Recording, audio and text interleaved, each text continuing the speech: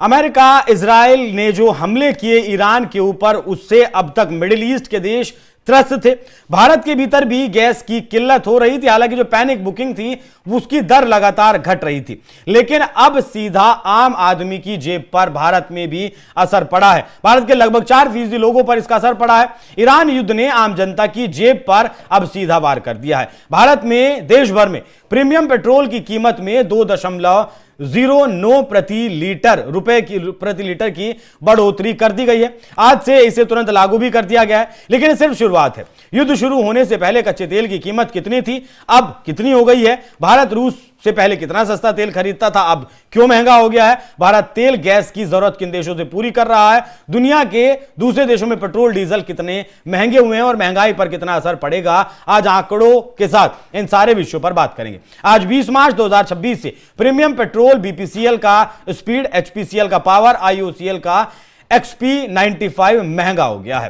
पहले कीमत 111.68 रुपए प्रति लीटर थी, अब 113.77 रुपए प्रति लीटर पर पहुंच गई है। सामान्य पेट्रोल और डीजल की कीमतों में अभी कोई बदलाव नहीं किया गया है। हालांकि इंडस्ट्रियल डीजल में भी बढ़ोतरी की गई है। कारण साफ है, ईरान युद्ध की वजह से ग्लोबल क्रूड ऑयल की कीमतें आसमान छू रही हैं। कच्चे तेल की कीमतें पहले और अब की अगर बात करें तो युद्ध शुरू होने से पहले फरवरी 2026 में ब्रेंट क्रूड की कीमत $66 प्रति बैरल से लेकर $73 प्रति बैरल तक थी, लेकिन 20 मार्च 2026 तक आते आते ब्रेंट क्रूड की जो कीमतें हैं वो $106 प्रति बैरल से लेकर $110 प्रति बैरल तक पहुंच गई हैं।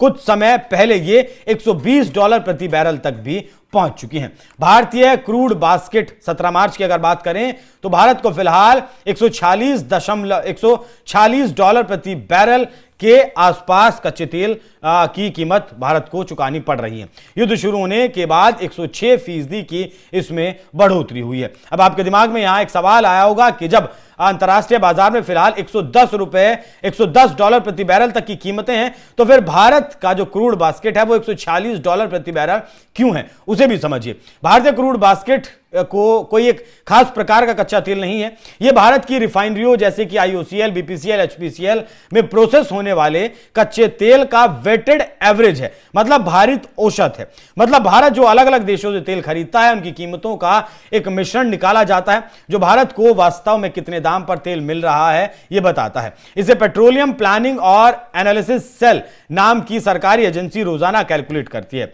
भारतीय क्रूड बास्केट दो मुख्य प्रकार से क्रूड ऑयल से बनता है।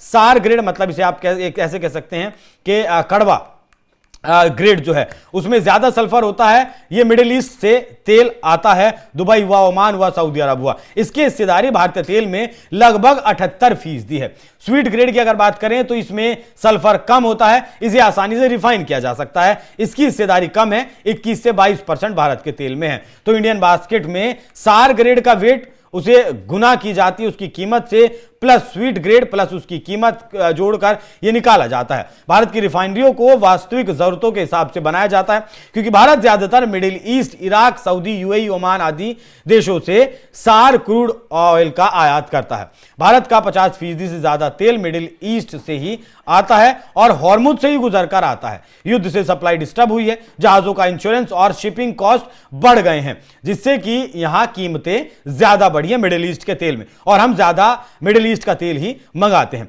क्योंकि यह मिडिल ईस्ट से आते हैं, इसलिए महंगा है। अब एक और कारण समझिए, भारत पहले रूस से करीब अपनी जरूरत का 35% तेल खरीदता था और लगभग 35% की रियायत पर ही खरीदता था। अब रूस ने भी अपना तेल मार्केट रेट पर बेचना शुरू कर दिया है, तो भारत को यहां से भी महंगा तेल मिल रहा है।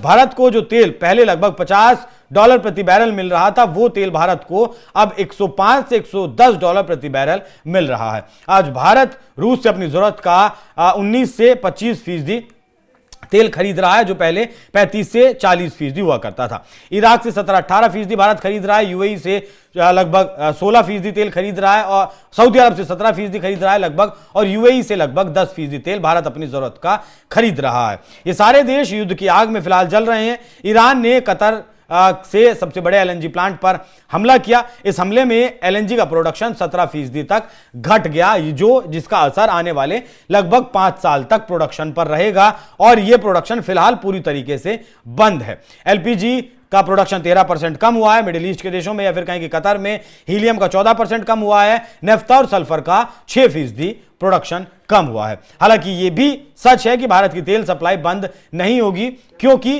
भारत अमेरिका, कुवैत, ब्राजील आदि देशों, कुल मिलाकर 40 देशों से अपना तेल आयात करता है। Middle east, Iraq, Saudi, UAE, Kuwait से करीब 50% तेल आता है, लेकिन हॉर्मुज स्ट्रेट बंद होने से 40 से 52% की सप्लाई फिलहाल प्रभावित हुई है, जिसे भारत और देशों से महंगे दाम में पूरा कर रहा है। हालांकि इस आग में झुलसने वाला भारत अकेला देश नहीं है। दुनिया के 95 देश ऐसे हैं जहां डीजल और पेट्रोल के दाम बढ़े हैं। अमेरिका में 20 से लेकर 40% तक दाम बढ़े, जबकि दुनिया में तेल प्रोडक्शन के मामले में पहले नंबर पर आता है। मतलब जमीन से सबसे ज्यादा तेल अगर कोई देश निकालता है तो वो अमेरिका है। ब्रिटेन में भी दाम बढ़े, यूरोप, एशिया, अफ्रीका में भी औसतन 25% तक दामों की बढ़ोतरी हुई है। चीन जैसा देश भी अछूता नहीं रहा है और अभी होना बाकी है। लेकिन भारतीयों के लिए अच्छी बात यह है कि भारत में सिर्फ प्रीमियम पेट्रोल के दाम बढ़े हैं, सामान्य पेट्रोल के दाम अभी बढ़े नहीं हैं। अब दाम बढ़े हैं तो महंगाई भी बढ़ेगी। भारत में अगर ये तेल के दाम $100 प्रति बैरल पर टिके रहते हैं तो महंगाई आधा फीसदी से 1.5% तक बढ़ सकती है। लेकिन अभी भारत $146 प्रति बैरल के हिसाब से तेल खरीद रहा है, तो यह महंगाई और ज्यादा बढ़ सकती है। जीडीपी ग्रोथ भी 0.3 से लेकर 0.5% तक कम हो सकती है। दुनिया में आईएमएफ के मुताबिक अगर बात करें तो तेल से 10% बढ़ोतरी ग्लोबल महंगाई में हो सकती है। माफ कीजिएगा, तेल के दाम 10% तक बढ़ेंगे औसत अगर निकालें, और महंगाई भी 0.4% तक बढ़ सकती है। यूरोप में 1% तक महंगाई बढ़ सकती है, अमेरिका में भी 1% तक महंगाई बढ़ सकती है। सरकार अभी सामान्य पेट्रोल डीजल पर राहत दे रही है, लेकिन प्रीमियम पेट्रोल पर झटका लग चुका है। युद्ध अगर लंबा चला तो और इसका असर सामान्य पेट्रोल डीजल पर भी हो सकता है। ईरान युद्ध ने न सिर्फ तेल की कीमतें बढ़ा दी, बल्कि पूरी दुनिया को महंगाई की चपेट में भी लाकर खड़ा कर दिया। भारत अपनी सप्लाई फिलहाल डाइवर्सिफाई कर रहा है, लेकिन आपका भी सतर्क रहना जरूरी है। जितना कम हो सके तेल का खर्च उतना कम करें। और बाकी आप लोग इस विषय पर क्या सोचते हैं, कमेंट बॉक्स में अपनी राय जरूर दीजिएगा। नमस्कार।